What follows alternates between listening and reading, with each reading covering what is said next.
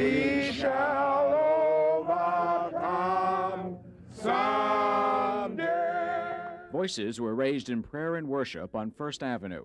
A small gathering of ministers and residents assembled at a noon vigil for the Central Park rape victim and for the city that has spawned such ugly violence. We ask for healing. Healing for this victim who lies on the threshold of death. What's important is that we give support to the woman who's been brutally attacked and her family. This is not a time to blame one group or one community. They prayed in the shadow of Metropolitan Hospital, where the 28-year-old investment banker remains in a coma after her savage beating and rape by a gang of Harlem teens as she jogged in Central Park Wednesday night.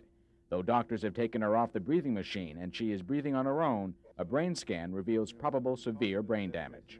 The best case is a complete recovery. I think that would be an awful lot to hope for here. And it's not impossible, but it's highly unlikely. Meanwhile, downtown, the grand jury was reportedly set to view videotape statements from the arrested suspects and consider lab tests from their blood-stained clothes. Those on the street hope the crime will not be seen as a racial attack. It could have been a black person. If a black person was there at that time, it could have happened to her. What are you afraid of for our city? This racism, I'm hoping it doesn't break out into another racism thing like back in the 60s. While there was a message of caring, concern, and racial reconciliation, others are angry, upset that so much attention is being paid to this victim only because they say she is white. There are other worse things that are happening in the city.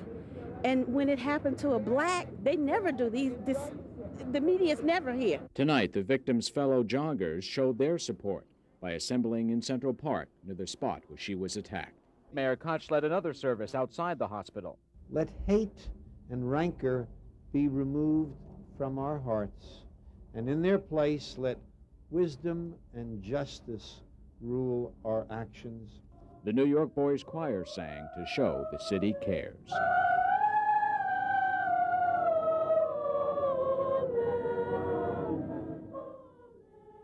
I'm Eric Shawn at Metropolitan Hospital in Manhattan.